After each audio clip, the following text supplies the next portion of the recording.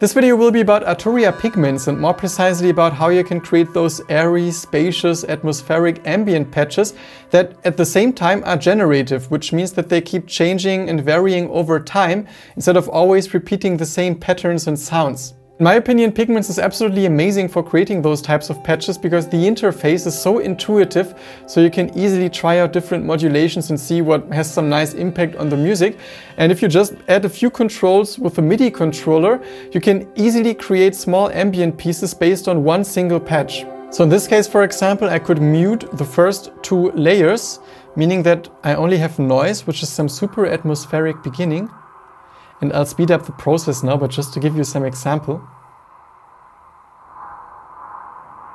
Really beautiful. You can bring in some little bit of melodic information, but on some more irregular basis.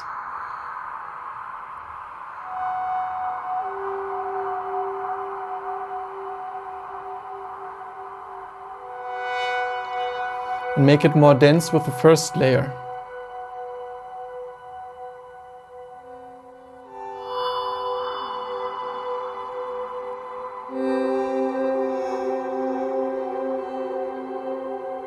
So if you stretch this build up over a couple of minutes and also maybe control like the filter and the resonance with the controller and some effects, you can easily make like 3, 4, 5 minute ambient pieces out of it. So let's check it out. First of all, hi and welcome to this video. My name is Yannis, in case you're new here. And before checking out Pigments, it's also good to know that I'm using one static MIDI note here, meaning that this is all musical information we send into the synthesizer and everything else we do with Pigments. And I really like to do it this way because it means we only focus on the synth, so it almost becomes some doorless setup, because once I open Pigments and the MIDI note is running, everything that happens will be controlled through the synthesizer. And you can see I'm using the analog engine, like both of them, but different settings, a little bit of noise, a filter, and the effects, they are actually really important. And I want to reverse engineer this patch, because with those complex patches, I feel like if I try to build them again from scratch, there's always a chance I end up somewhere completely different. So for now, I'm going to mute the filter, the utility, the second oscillator, so we can own, or actually the second engine, so we can focus only on the first engine and the sequencer, because that's very important. We also have to mute the effects, but I want to keep the compressor for having the same volume.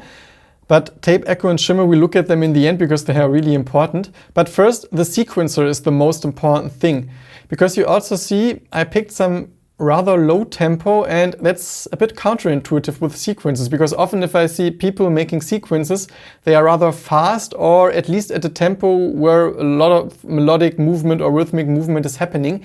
And it's really fun to pick a slow tempo. You see the trigger probability is really low, which means we don't get many triggers. I locked the first one, so all the time the first note of the bar gives a little bit of orientation and stability, but those other ones have rather a low probability, which means they don't get triggered often, and therefore the sound is more spacious. I also picked a certain scale, which is Lydian, because it's a very cinematic scale, and also high probability for other notes being triggered, but they'll always be in the Lydian scale, which is really important.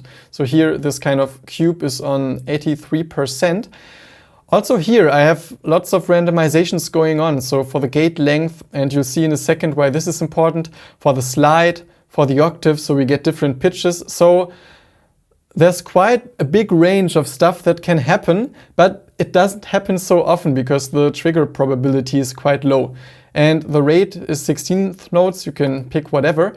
And also important is that it auto-regenerates, so new values will be regenerated, otherwise it would stay at the same value all the time, because I think in the beginning it's on off, so just pick one of those. Now, without the effects and only the first engine, it's going to sound very dry, cold and weird, but it will give you some idea on how much space there is, because just see how few notes are triggered.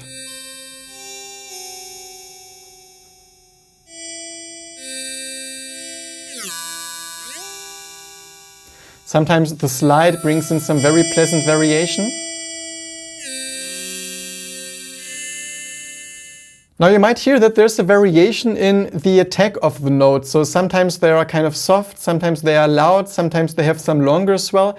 And if you're working at those slow tempos, there's some super interesting thing to try, I like it a lot, which is some combination of the gate length being varied because there's some randomization going on, so notes have different types of lengths, and also some modulation of the attack of the envelope VCA. So if you look at this envelope here, you can see that this orange knob is jumping around, meaning that the attack is constantly changed, or the value for the attack. You don't see it here in the graphic, but here you can see what happens. And what I used is a random mode, so it's random 1. You can see it constantly generates some random values, and I applied it to the attack, not fully, just within a certain range, because otherwise I don't really need some 60-second attack, because then we don't hear the sound.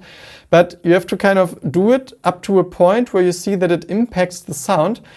And I find this super interesting because sometimes you get those longer swells, sometimes it's short, sometimes you still hear it, but softly, because it doesn't have enough time to move to the top, or actually the decay phase or sustain. And yeah, this creates some generative vibe that makes it difficult to really hear a pattern. Apart from that, you just have this kind of nice atmosphere. Sound-wise, it's really up to you what you want to use. So here, for the first engine, I'm going to use the analog engine, doing some FM synthesis based on oscillator 3. You can copy those settings, but I don't want to get too much into it, because you can use a sample, the wavetable synth, whatever. You can also immediately make it more personal by using your own types of sounds. And yeah, I don't want to get too much into it. The second oscillator also, or the second engine, not oscillator, is also the analog engine. But here I added some modulation to the volume. So you see here it's LFO2 and here it's LFO3. And they are both the sample and hold modes, because I like them. If you connect them to the poly keyboard, that means that they basically generate a new value anytime the note is pressed. So it's basically the same system for LFO2 and LFO3. So you can see when I play the patch and now engine 2 is activated, that those values will constantly be regenerated.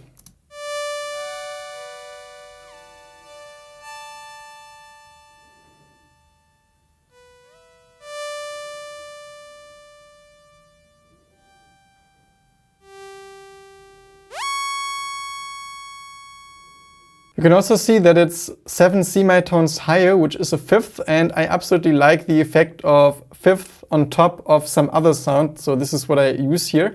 And for oscillator 2, I even added another fifth, so this would be like 14 semitones compared to the first engine. There's a slight risk that sometimes it sounds a little out of tune, but you can also reduce it by here enabling the quantization and also picking the Lydian mode, which looks like this.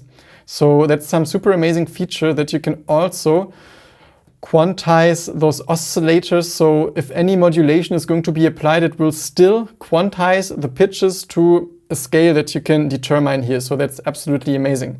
And also you see there's a first LFO that is just kind of slowly moving around.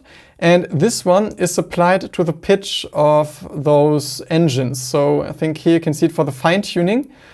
It slightly moves around based on LFO1. At this point we can also enable the filter, because I only used it for sound purposes. There's no modulation or something applied, just for adding a little bit of more character of this MS-20 filter to the sound. And now we should definitely check out the FX, because we really need them. And I absolutely love the tape echo for slow tempo. So you can see it's on some 8th note grid. Again, the fine, it's the same as with the oscillators, is modulated by the first LFO. Quite some intensity. Also the stereo spread, and like 55% dry wet. And just see what it does to the sound. Actually, I'll start without, and then you can see how the tape echo just makes a totally new sound out of this patch.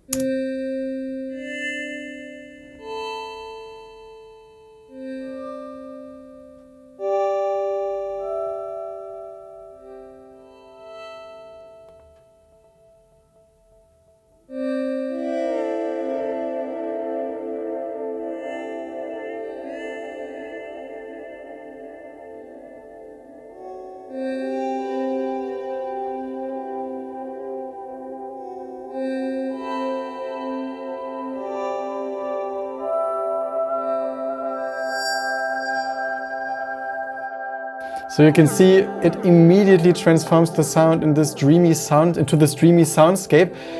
Sometimes you see there's too much input volume, so it distorts a little, so you would have to reduce this a little. Actually, it didn't distort before. I don't know if I increased the volume somewhere else, but whatever. And together with the shimmer, it becomes even more dreamy. So this is only on 31%. It also has some pitch shift of some octaves, so it sounds higher, which I really like for shimmers. It's a little bit cheesy, the sound, but still, it's really enjoyable. So this is the size. And then we get this type of sound.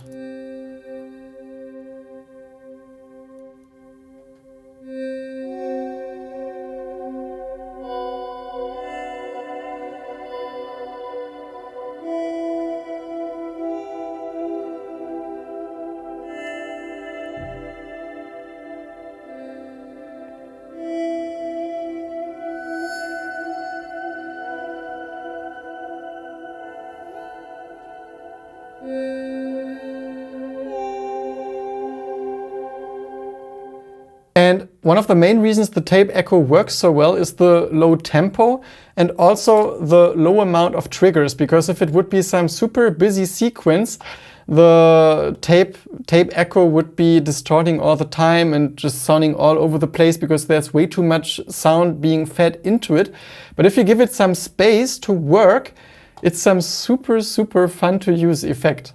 Now, for those generative patches, I really enjoy using some noise, so I also use some of those generators in the utility engine, noise 1, gray ghost setting, actually no adjustments, although there could be some better setting maybe, but it's enough because there's so much reverb and effects that it actually works nicely, and I'm controlling the volume with macro 3, I think. Yeah, so you can also occasionally just bring in a little bit of noise. It gets repeated a lot through the effect.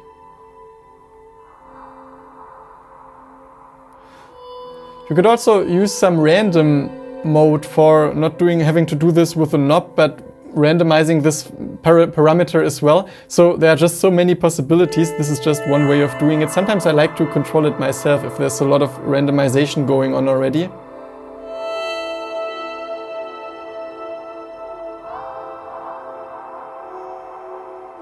And I really hope this inspires you to play around with pigments now for creating your own unique ambient patches. But in case you're interested in having more of those that are already ready for performance, for modification, or also for learning from them, check out this little collection here with 10 generative pigment sequences. Or also here's a playlist containing all my pigments videos that is also about to grow in the future. Apart from that, I wish you lots of inspiration with whatever it is that you create and hope to see you soon again at this channel. Bye!